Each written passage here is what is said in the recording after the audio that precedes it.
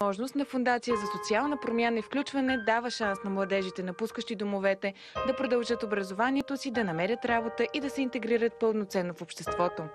Тази година операция Жълти стотинки на Viva.com набират средства, за да подкрепи и даде гласност именно на тази кауза.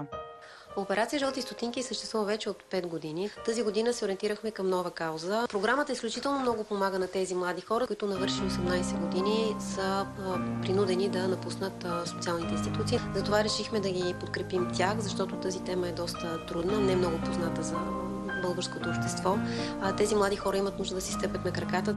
Програма Дом Възможност представлява мрежа училища от семейен тип за младежи, които напускат специализирани институции за деца, лишени от родителска грижа. Програмата се развива от 2007 година насам и е базирана на практики от Западна Европа, адаптирани към условията и нуждите на младежите в България. Всеки младеж има индивидуална програма в зависимост от това откъде е тръгнал. Помага им се да завършат на тези, които не са завършили образованието си. На други, които искат да учат висше образование, им се помага да кандидатстват, да бъдат приети и да учат.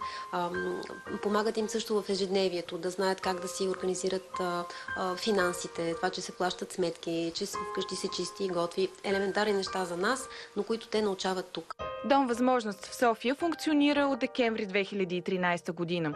Тук временен подслон и грижи са намерили 7 момичета и момчета. В тази стая мъжката живееме 4 човека, женската 3 момичета. Програмата Дом Възможност ми помогна с това да си завърши училище, защото аз имах малко проблеми, не бях много редовен, но те ме насочиха към училището. Обърнаха ми много внимание. Дом Възможности помагат за социални програми, как да се попълни CV-то, мотивационно писмо. 9 месеца живея в Дом Възможност. Искам да се развивам, да си завърша училището, в бъдеще да си работя. Да се занимавам с фризьорство. Аз по принцип съм го завършил това нещо. Имам сертификат. Следвам туризъм, алпинизъм в НСА, защото много обичам природата и много обичам да се катеря. Всички знаем, че от деца това ни е в кръвта, да се катериме. И съм се насочил, защото искам да обучавам деца малки.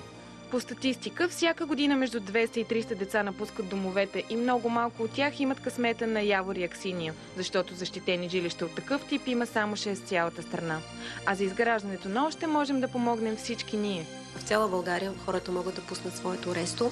Тези средства се удвояват, но хубавото е също, че тази година надграждаме, правим повече. Тоест, нашата компания, както и другите компании, ще имат възможност да предложат стажове, защо не и работа, обучения, за да може тези младежи да си стъпят на краката и да намерят своето място в нашето общество и да са пълноценни негови членове. Освен с даряване на ресто, ето тези кутии, които са на разположение на касите на търговските обекти на всички партньори на каузата, можем да помогнем и като изпратим SMS текст DMS Дом на 17777.